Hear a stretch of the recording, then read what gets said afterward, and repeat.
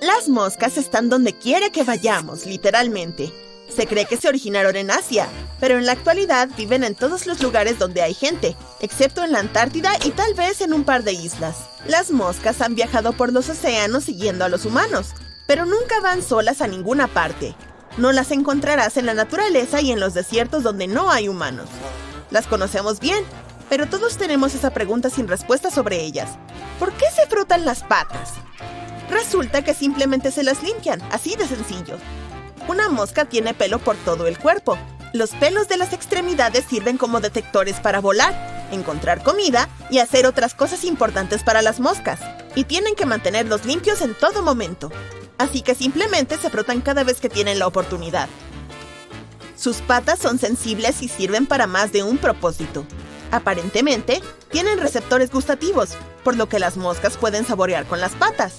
Pueden aterrizar en su comida potencial y deambular por ella, dándole una buena prueba de sabor antes de consumirla.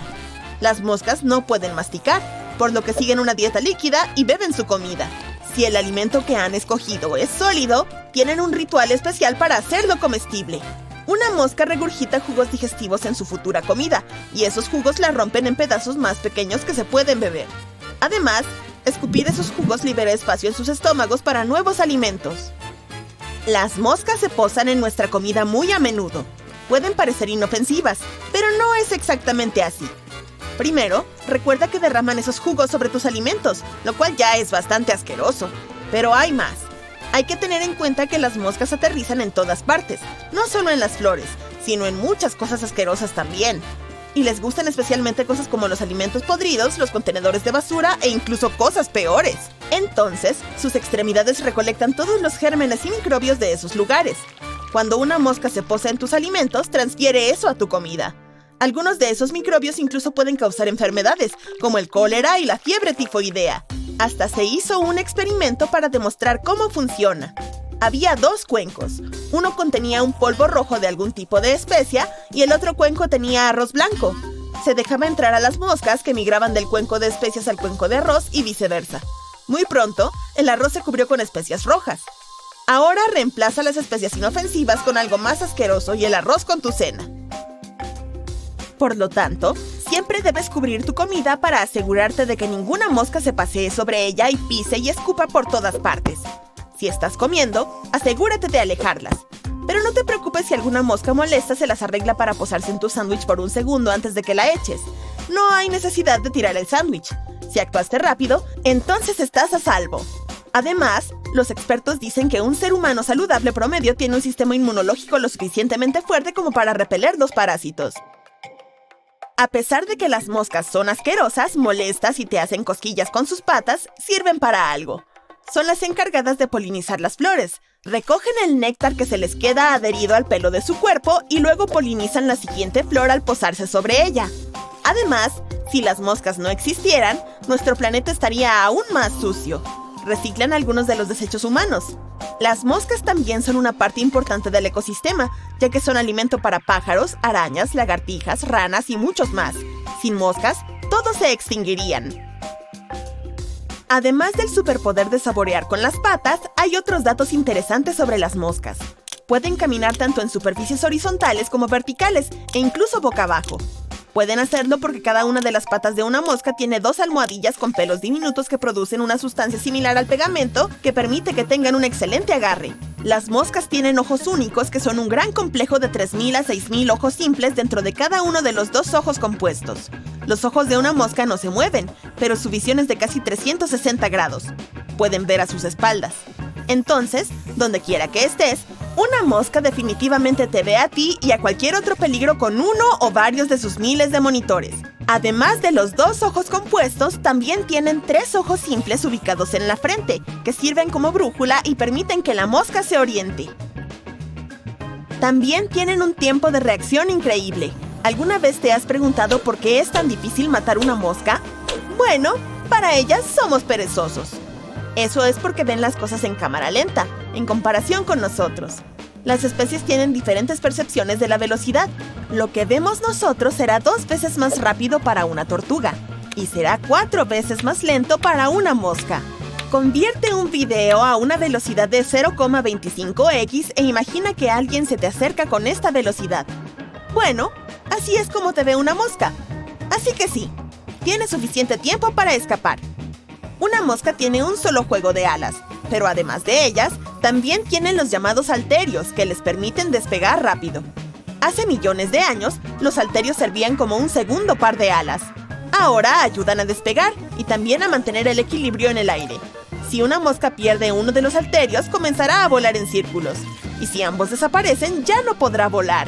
Además, a pesar de que sus alas baten hasta 1000 veces por minuto, son voladoras muy lentas, alcanzando solo la velocidad de 7 kilómetros por hora.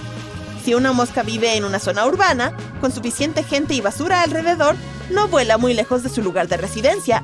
Solo tiene un territorio de poco más de 1000 metros. Las moscas rurales son mucho más exploradoras y pueden volar hasta 11 kilómetros a la vez. Una mosca no vive mucho tiempo. Su esperanza de vida es de unos 30 días, pero durante este tiempo pone de 500 a 800 huevos en promedio. Pero no son todos al mismo tiempo, son varias puestas a lo largo de su vida, con 75 a 100 huevos a la vez. Los huevos eclosionan dentro de las 24 horas y toma una semana en total para que un huevo se convierta en una mosca adulta y luego el ciclo continúa. En climas más fríos, este proceso puede llevar el doble de tiempo. Una mosca de madera es la especie más grande, vive en América Central y del Sur. Pueden crecer hasta 8 centímetros. Además, las moscas tienen camas o su lugar favorito para dormir. Encuentran un lugar cómodo en algún sitio cercano a la fuente de alimento y van allí a descansar por la noche. Si alguna vez tu casa se inundó de moscas, aquí tienes algunos consejos para que reduzca su población. Primero, es importante entender qué las atrae. Se sienten atraídas por otras moscas e incluso por el olor de las moscas que viven allí. Tienen un increíble sentido del olfato. Por lo tanto, si en tu casa hay solo una mosca, prepárate para recibir más invitadas. Si hay rastros de otras moscas, también los encontrarán, así que asegúrate de lavar tus paredes y superficies. Segundo, a las moscas les encanta la basura y los productos en descomposición. Ponen huevos en comida y carne podridas. Por lo tanto, asegúrate de mantener tu comida en el refrigerador. Cúbrela y guarda la basura en recipientes herméticamente cerrados. Y por supuesto, saca la basura con regularidad. A las moscas les gustan los dulces y les encanta el jarabe y otros líquidos azucarados. También les gustan los refrescos y el vinagre. Por lo tanto, asegúrate de mantenerlos almacenados y siempre limpias si derramas algo. Por último, les gusta esconderse y vivir en desagües sucios y con fugas. Se comen las bacterias de allí. Por lo tanto, siempre limpia los desagües y repara cualquier fuga de inmediato. Además, ayudará a sellar todas las grietas en el piso, el techo y las paredes si las tienes. Esa es una de sus formas de entrar a la casa. Es uno de los lugares más intrigantes del mundo. Cubierto de obscuridad y a kilómetros de profundidad, este lugar extremo alberga criaturas y fenómenos insólitos. Su nombre es Fosa de las Marianas, y es la fosa oceánica más profunda de la Tierra. No es de extrañar que sea tan difícil de explorar. Debido a las arriesgadas condiciones, no es posible explorarla sin el equipo adecuado. Pero, ¿qué pasaría si lanzáramos una bola de acero ahí abajo? Comencemos por lo más básico. ¿Cómo se descubrió este agujero de enorme profundidad en el océano? El HMS Challenger lo identificó en 1875. El barco contaba con un equipo bastante sofisticado para su época, pero no era lo suficientemente bueno como para poder explorar la fosa por completo. Algunas décadas más tarde, en 1951, otro barco, el HMS Challenger 2, regresó al lugar mejor equipado. El buque contaba con una ecosonda y logró tomar medidas precisas de lo que parecía ser el punto más profundo de la superficie de nuestro planeta. Si la observaras en 2D, verías que la fosa mide 2.400 kilómetros de largo y 70 kilómetros de ancho en promedio. Además, parece una especie de cicatriz en forma de media luna cuando la observas desde arriba. Nada fuera de lo común hasta ahora, ¿verdad? Pues bien, si extendieras un cable desde la superficie del océano hasta el punto más profundo de la fosa, mediría la asombrosa cifra de 11 kilómetros. Si fuéramos capaces de mover el monte Everest, la montaña más alta de la Tierra, para cubrir la fosa de las Marianas, seguiría sin ser suficiente. Le faltaría aproximadamente 1,5 kilómetros. Al ser tan profunda, está casi completamente cubierta de obscuridad, ya que la luz apenas puede llegar a distancias tan extremas bajo el agua. La temperatura tampoco es agradable, apenas unos grados por encima del punto de congelación, pero la característica más peligrosa de todas es la presión del agua. Justo en el punto más profundo de la fosa, la presión es unas 1000 veces superior a la presión atmosférica estándar. No son muchos los que han intentado descender a la fosa de las Marianas. De hecho, el primer intento organizado tuvo lugar hace más de 60 años. Estuvo a cargo de Jacques Piccard y Don Walsh en un sumergible. Solo pasaron unas 5 horas descendiendo y apenas 20 minutos en el fondo. Por desgracia, no lograron tomar fotos. Antes de que estos dos científicos lograran descender, los especialistas creían que había pocas o ninguna posibilidad de que existiera vida ahí abajo debido a las condiciones, sobre todo por la presión extrema. Pero, mientras estaban en el fondo, las luces del sumergible divisaron una criatura muy plana. Como puedes imaginar, los recursos aquí son muy escasos. ¿Qué clase de criaturas viven aquí abajo? ¿Y cómo sobreviven dada la hostilidad del entorno? Sorprendentemente, en la fosa de las Marianas, viven una gran cantidad de animales. Algunas de estas criaturas recurren a sustancias químicas para sobrevivir, como el metano o el azufre, mientras que otros tipos de peces devoran la vida marina que es, más débil que ellos en la cadena alimentaria. Las criaturas más comunes que se encuentran aquí son los ctenóforos, los anfípodos y los pequeños pepinos de mar.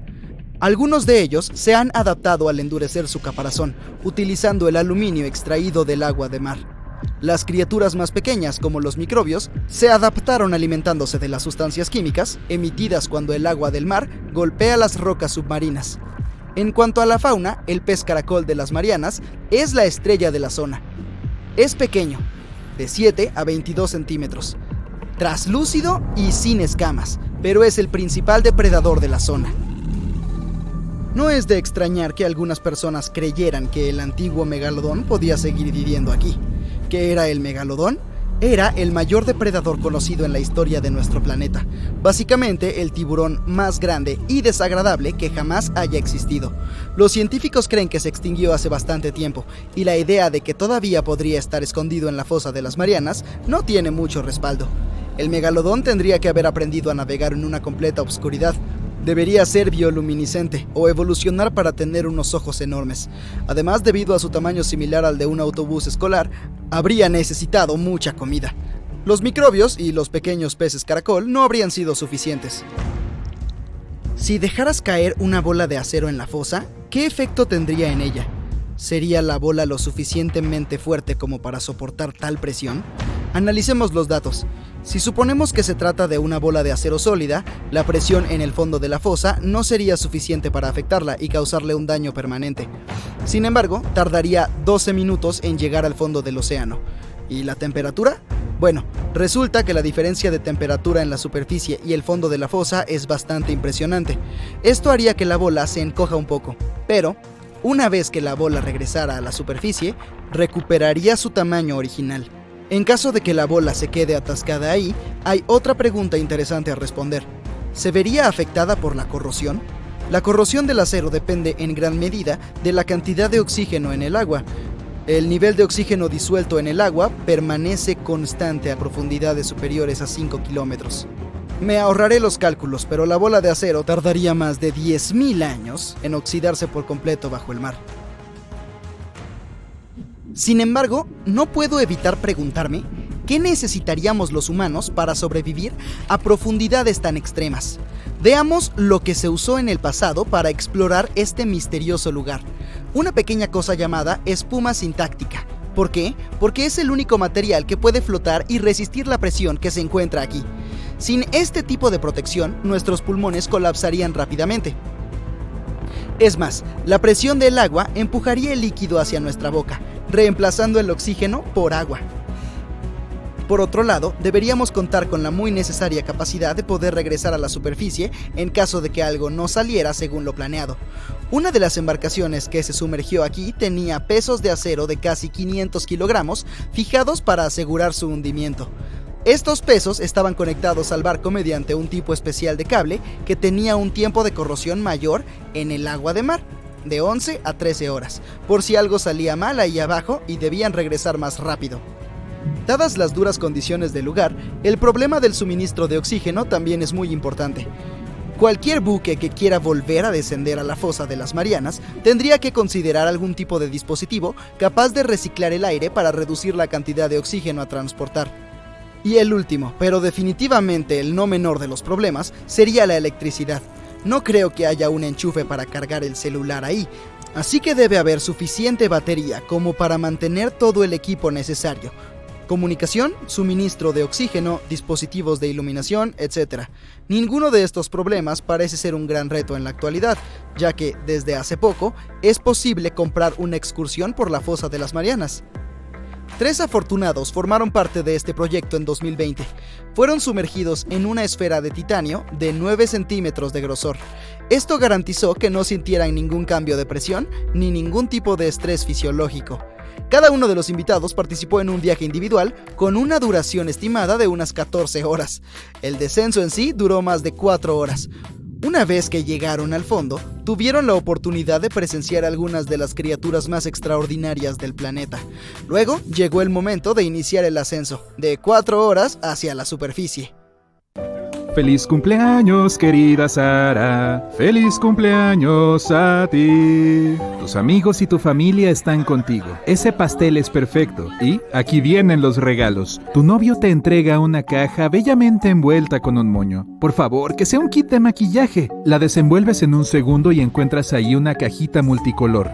Oh, espera, es un cubo de Rubik. Y se ve muy raro. Estás muy enojada con tu novio. Podría haber sido una bufanda, una joya, tal vez una caja de tus chocolates favoritos, pero ¿un cubo de Rubik? ¿En serio? Tu novio no se da cuenta de tu decepción y te explica que el cubo es del tipo 1x1.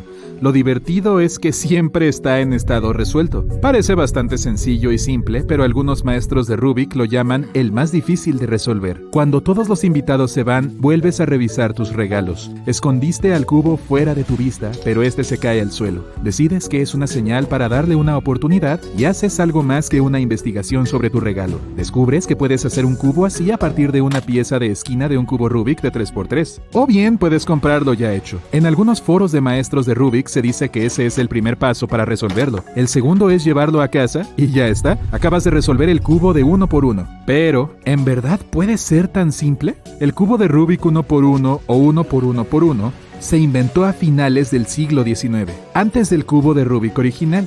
Algunos dicen incluso que el inventor del cubo más famoso de 3x3 le robó la idea, pero él lo niega.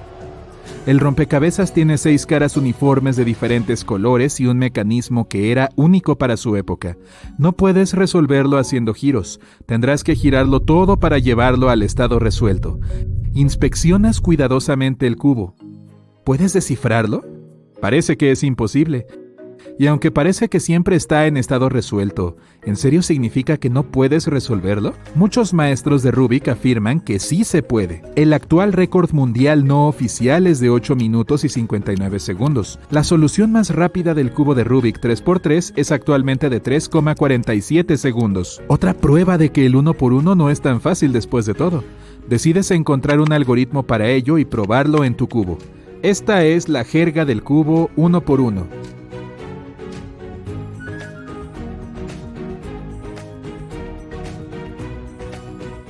Ahora tienes que practicar la rotación del cubo. Debes soltarlo con una mano y girarlo con la muñeca de la otra. No es fácil cuando eres principiante, pero lo conseguirás. Una vez que lo hayas girado, tienes que volver a colocar la mano libre sobre él y volver a agarrarlo con la otra mano. Ya has practicado lo suficiente y sientes que estás preparado para el algoritmo. Así es como va. Lleva la cara de arriba hacia atrás. Lleva la cara de la derecha al frente. Hazlo 2 veces. Mueve la cara frontal hacia abajo a la izquierda. Mueve la cara de enfrente hacia abajo a la derecha. Lo haces muy bien, sigue así. Lleva la cara de arriba hacia atrás. Rotará todo el conjunto. Lleva la cara de la derecha hacia el frente. Mueve la cara de la izquierda hacia el frente. ¡Perfecto! Ahora tendrás que rotar la cara de la derecha hacia el frente 3 veces. Gira todo el rompecabezas llevando la cara de arriba hacia atrás. Lleva la cara de adelante hacia la derecha. Lleva la cara de la derecha al frente. Gira todo el rompecabezas llevando la cara superior hacia atrás. Mueve la cara de la izquierda hacia el frente. ¿Ya casi está? Gira la cara de adelante hacia abajo hacia la derecha. Mueve la cara frontal hacia abajo a la izquierda. Decides que ya eres todo un profesional y encuentras otro algoritmo que requiere más creatividad por tu parte. El primer paso es despegar todas las calcomanías de tu cubo Rubik de uno por uno.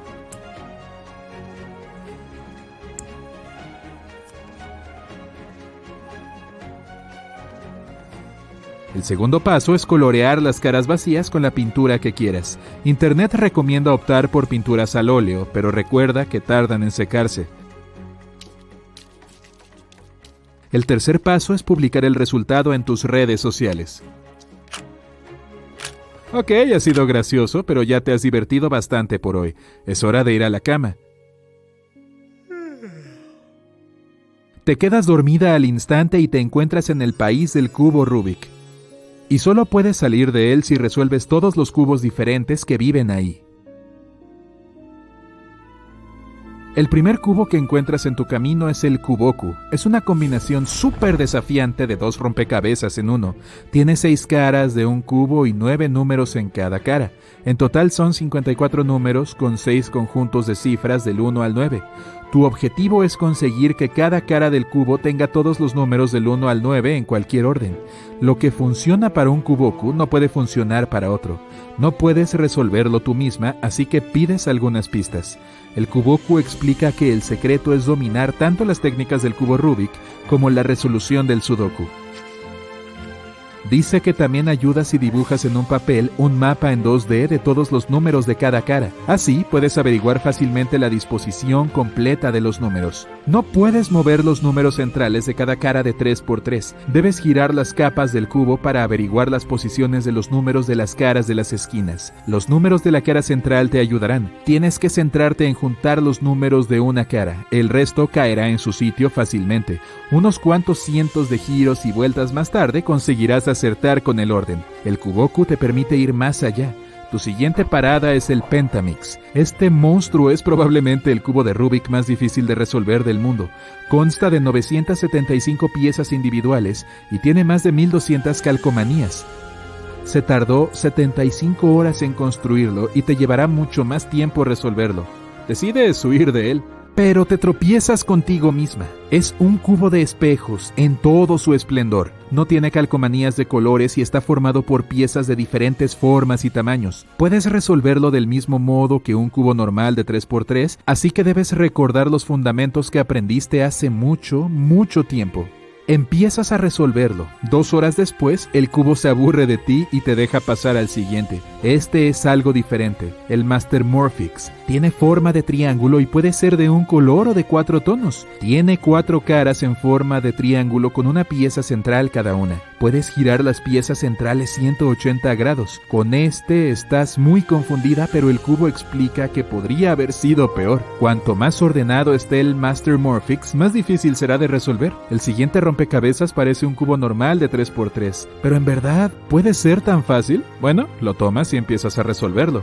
Uf, ¿qué pasó? De pronto se ha transformado en forma de estrella. Este cubo tiene lados plegables y muchas capas ocultas. No tienes que forzar a tu cerebro ni usar ningún algoritmo para resolverlo. Solo tienes que ser creativa y transformarlo en varias figuras geométricas. ¡Wow! ¡Qué color tan bonito! Puede ser una estrella, 2 estrellas, un rectángulo o 2 rectángulos. Puedes juntar las partes o separarlas. Te metes tanto en el proceso que te olvidas de todo y de repente oyes una melodía familiar. Es tu alarma. Has conseguido escapar del país del cubo de Rubik, pero ahora lo echas de menos.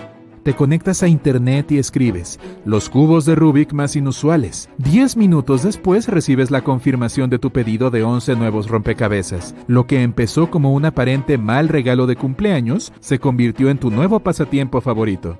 Bueno, ¿qué tal? Un rayo de luz eléctrica atraviesa la obscuridad sobre las tranquilas aguas del Océano Atlántico. El Titanic se abre paso lentamente entre las olas, con sus pasajeros dormidos, cuando de repente una monstruosa forma blanca es detectada por el haz de luz. El fatídico iceberg está a punto de desgarrar el costado del legendario barco. 14 de abril de 1912, solo 2 días antes. alguien tomará una foto de un iceberg gigante con una forma elíptica bastante inusual. Lo más probable es que este iceberg se haya formado a partir de nieve caída hace 100.000 años. Los investigadores recurrieron a modelos informáticos para averiguar su origen. Usaron datos de 1912 y añadieron nueva información sobre los vientos y las corrientes oceánicas. Llegaron a la conclusión de que probablemente el iceberg formaba parte de un pequeño grupo de glaciares del suroeste de Groenlandia. Hoy en día es posible calcular las rutas de esos icebergs en cualquier año del pasado. El infame trozo de hielo se dirigía desde Groenlandia a una zona al sur de Cornualles. Si el barco hubiera pasado por esa región solo 2 días después, el iceberg ya se habría alejado del punto donde se encontraron. Al principio, el peso del iceberg más conocido del mundo era de 75 millones de toneladas. Con el tiempo, comenzó a derretirse lentamente y, cuando hundió el Titanic, solo pesaba 1,5 millones. En el momento de la colisión, probablemente llevaba meses derritiéndose, pero seguía siendo un verdadero monstruo.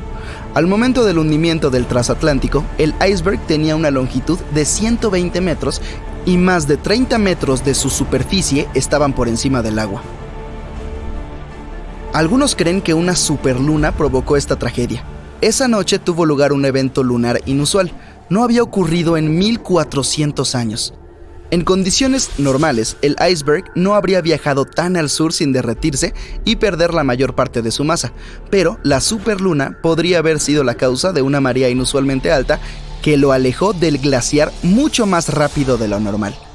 Existe un tipo específico de bacteria que consume lentamente los restos del Titanic: la corrosión salina, las corrientes oceánicas, las temperaturas bajo cero y este microorganismo devorador de óxido podrían terminar consumiendo todos los restos.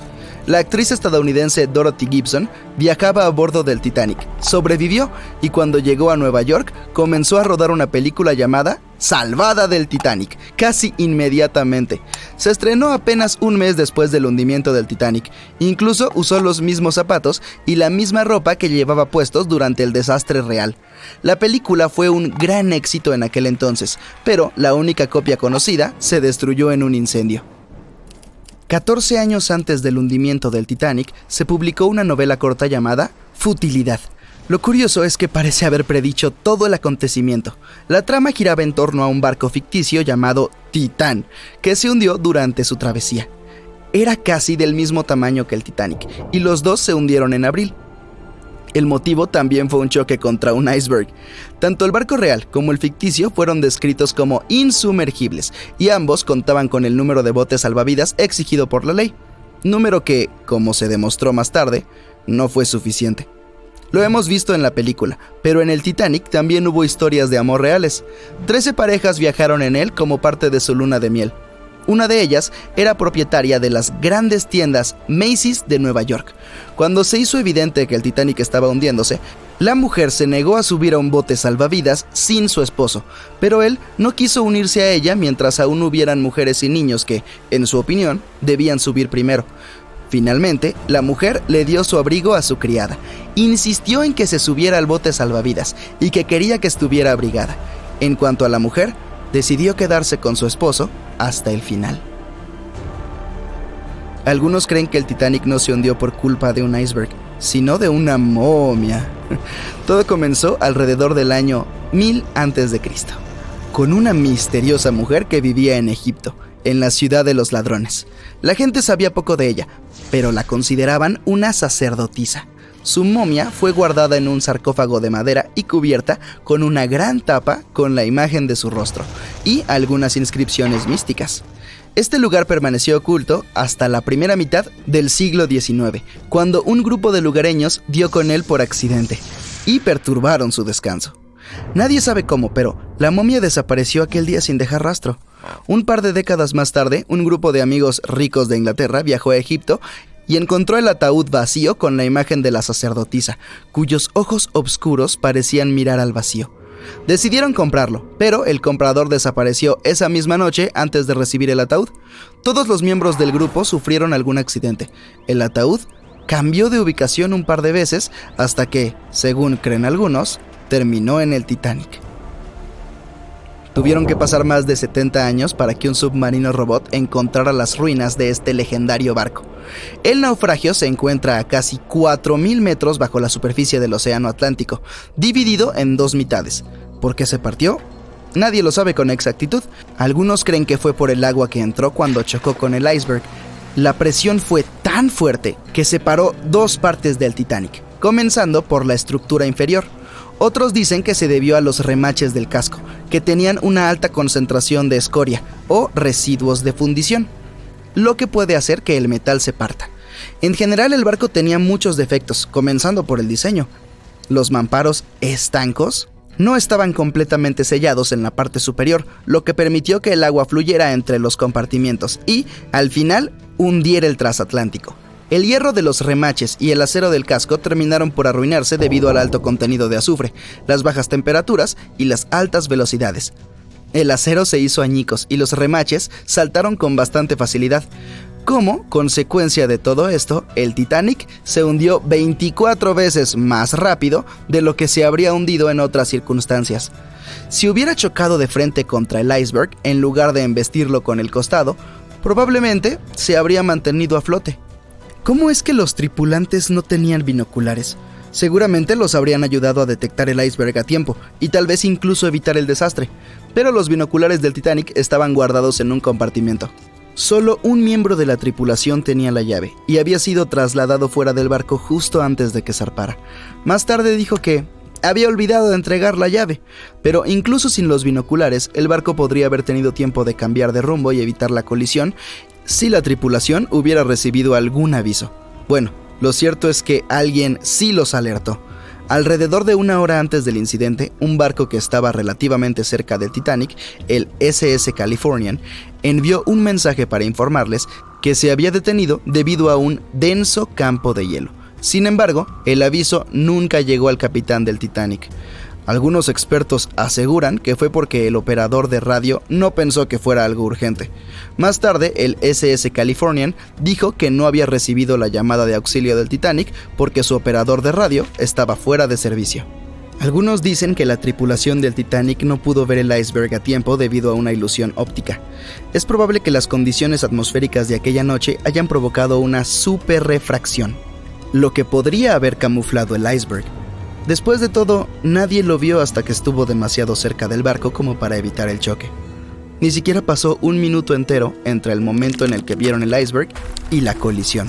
Fueron solo 37 segundos. Y el Titanic tardó 2 horas y 40 minutos en desaparecer bajo las olas del océano. Más de 50 barcos y 20 aviones han desaparecido aquí desde mediados del siglo XIX. No encontrarás este lugar usando un mapa, ya que no es una región oficial del Océano Atlántico. Es solo una pequeña área de agua en forma de triángulo, ubicada no lejos de la costa sureste de los Estados Unidos. En el siglo XX, este lugar se convirtió en una leyenda. Algunos creen que es el lugar de una base secreta, otros están seguros de que es un portal del tiempo. Los barcos quedan atrapados en una fuerte tormenta y se trasladan al pasado o al futuro. También existe la teoría de que la ciudad de Atlántida se encuentra justo debajo del Triángulo de las Bermudas. Su tecnología crea explosiones de energía y destruyen naves, e incluso los aviones tienen la posibilidad de desaparecer en esta área. Todo esto ha llegado tan lejos que si algo extraño sucede en el océano, todos piensan que de alguna manera está relacionado con el Triángulo de las Bermudas. El miedo al triángulo se ha popularizado con libros y películas. A los directores, escritores y periodistas les gusta usar este tema. Pero en sus obras, solo ves algunas respuestas correctas.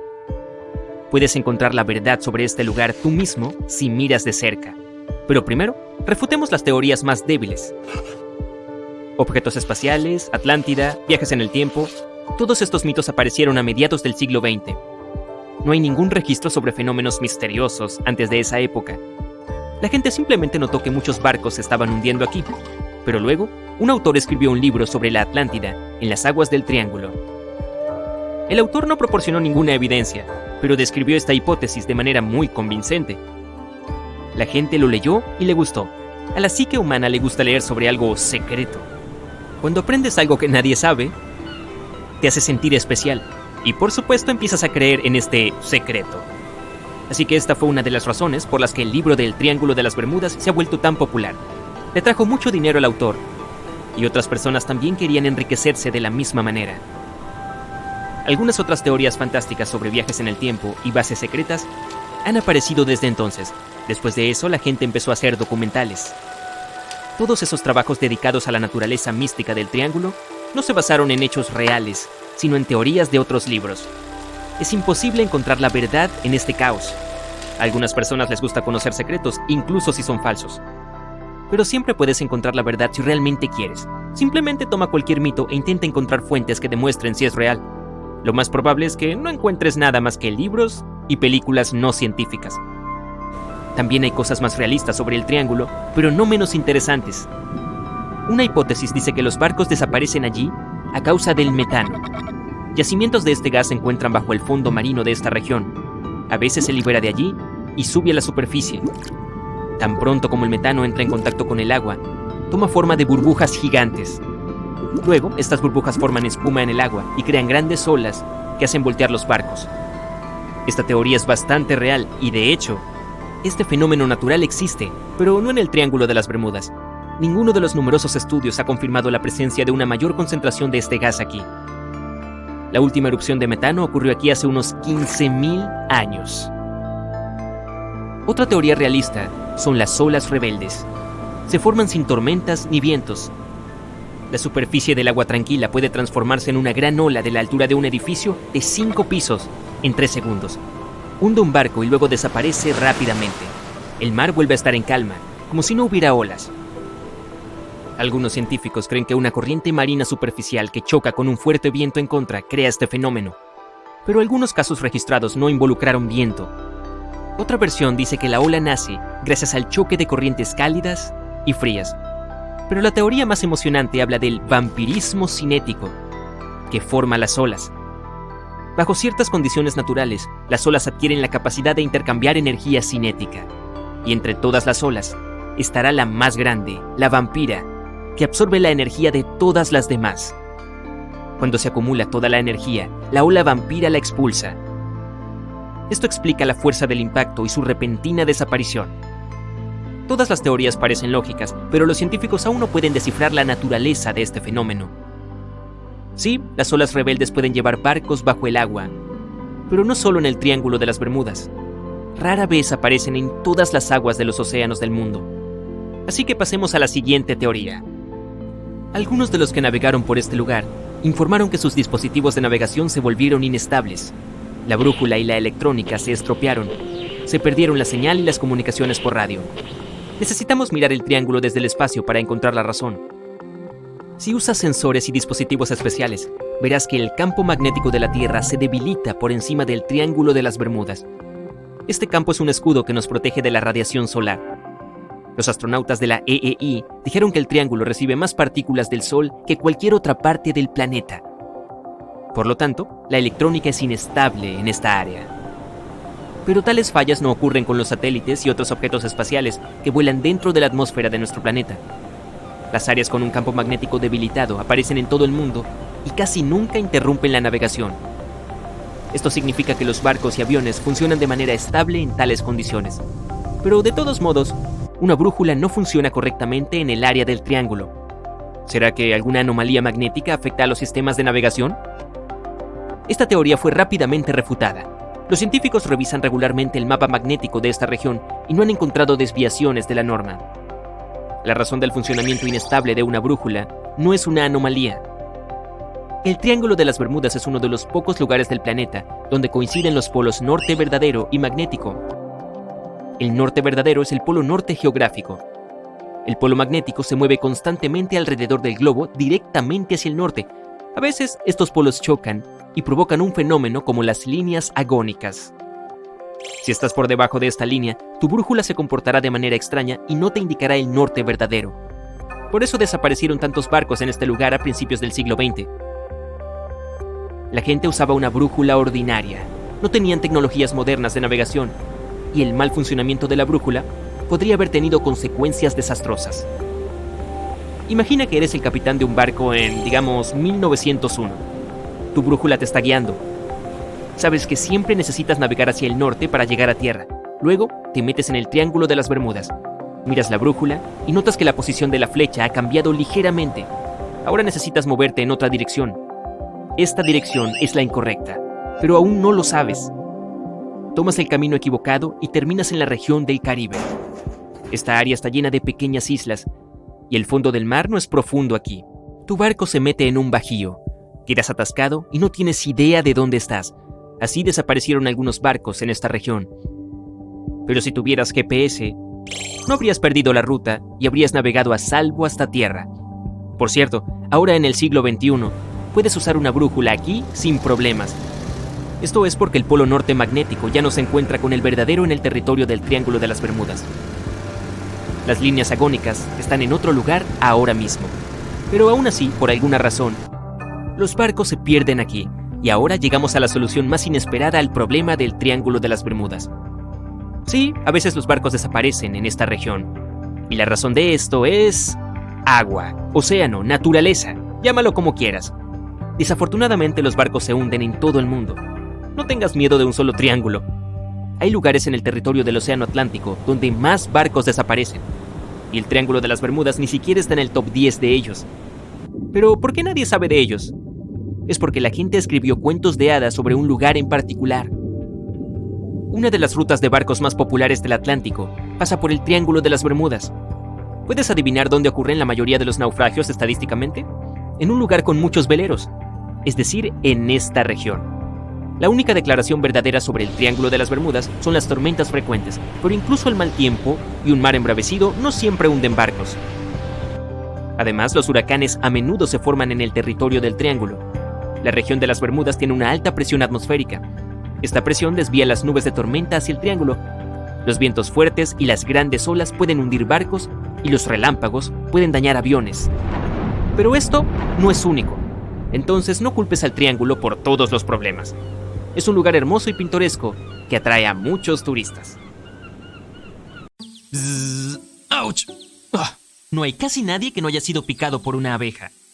No es una sensación agradable. Pero estas no suelen ser criaturas enojonas. Probablemente solo has asustado a la pequeña. Estos insectos son muy importantes para la polinización. Su existencia es una de las principales razones por las que nuestras plantas siguen creciendo. Las abejas solo pican cuando se sienten amenazadas. Si lo hacen, puede significar que te acercaste mucho a ellas, o lo que es más importante, que te aproximaste demasiado a su colmena. Cada colmena puede albergar entre 50.000 y 80.000 abejas melíferas. Al igual que nosotros, estas hacen todo lo posible para proteger su hogar. Pero en vez de alarmas y complicados sistemas de seguridad, usan sus aguijones para ahuyentar a los enemigos. Cuando pican, liberan algo llamado feromonas, que son sustancias químicas que afectan el comportamiento de los animales de la misma especie. Si una abeja te ataca, es probable que las feromonas despierten a todas las cercanas, y ellas se unirán fácilmente. Ese es un encuentro que definitivamente querrás evitar. Un dato curioso, solo las abejas hembras pueden picar. Los zánganos macho más grandes ni siquiera poseen aguijones. Esto se debe a que el aguijón es básicamente un dispositivo modificado para poner huevos. Y las abejas reinas también los tienen. Estas son más grandes que la obrera promedio. La reina tiene una media de poco menos de 3 centímetros. Es aproximadamente el doble del tamaño de una obrera normal. Debido a sus grandes dimensiones, mucha gente piensa que el aguijón de la reina es el que más duele. Así que vamos a sumergirnos en ello. En primer lugar, esta rara vez pica debido a su trabajo en la colmena. La reina es la más importante de la colonia, ya que es la única hembra que puede reproducirse. La reina tiene 2 trabajos principales en la colmena.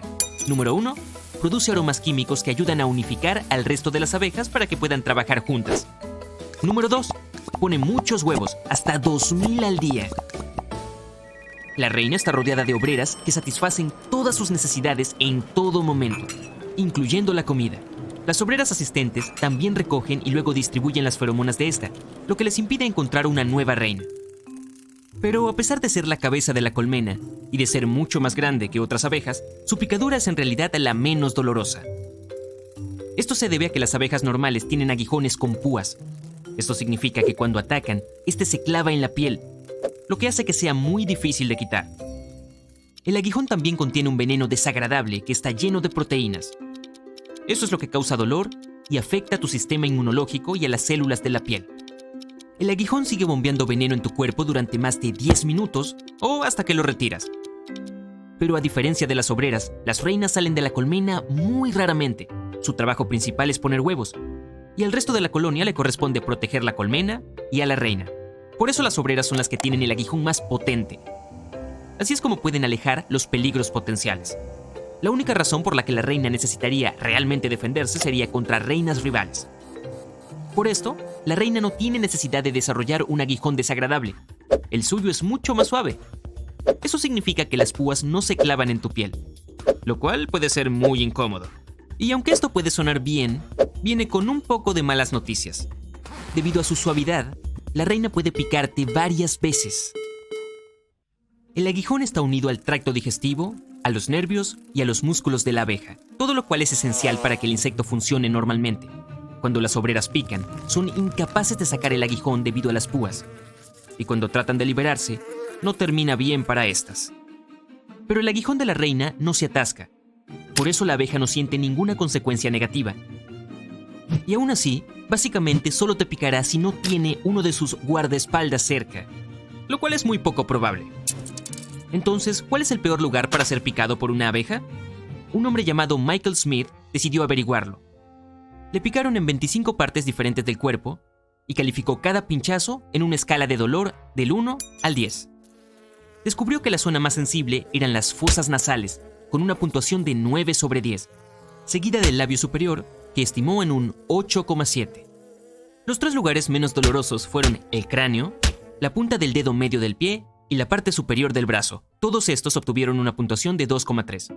Pero volviendo a la reina, ¿cómo consigue una abeja normal este título?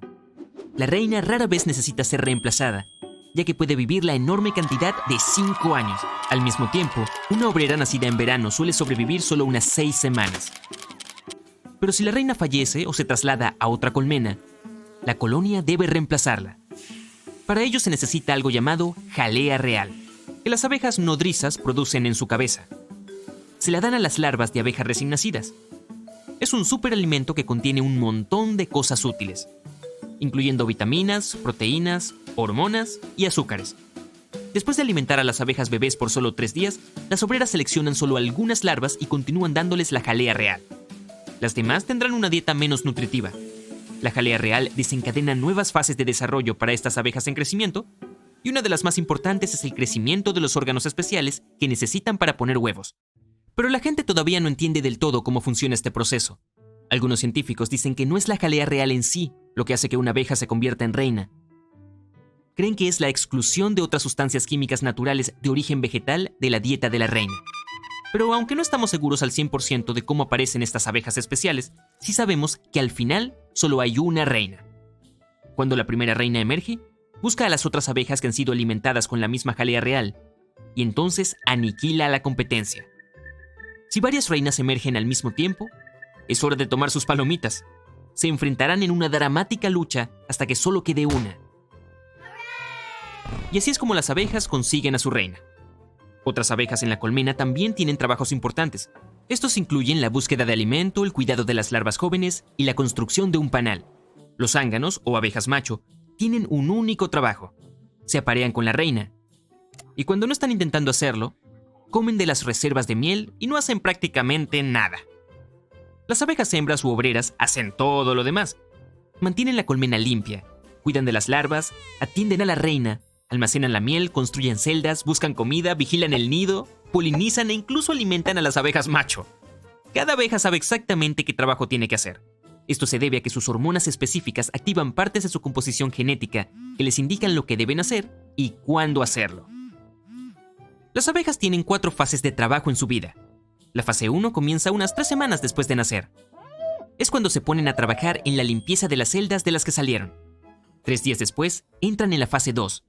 En esta se encargan de alimentar a otras abejas. Esto dura aproximadamente una semana. Luego entran en la etapa 3. Se alejan del centro de la colmena y se convierten en útiles ayudantes. Construyen el panal y vigilan la entrada de la colmena. Este periodo también dura cerca de una semana. Después, entran en la 4ª y última fase, la de búsqueda de alimento. Es definitivamente la parte más peligrosa de la vida de nuestras amigas rayadas. Aquí es donde dejan el nido. Buscan el polen, lo llevan a casa y alimentan a la colonia. También dejan una huella apestosa en las flores que tocan al recoger el polen. De este modo pueden averiguar si sus parientes abejas han estado aquí o si ha sido un extraño. A veces descubren sus propias huellas. Es increíble. Sin embargo, esta fase no dura mucho, solo unos 10 días, ya que las abejas están súper cansadas. Luego de una vida tan corta en la que trabajan sin parar, las obreras abandonan la colmena para no volver jamás. Al mismo tiempo, si una obrera fallece dentro de la colmena, unas abejas enterradoras especiales la sacan. Aunque su vida sea corta, este patrón parece funcionar bastante bien para la especie. Después de todo, han existido la enorme cantidad de 130 millones de años y contando.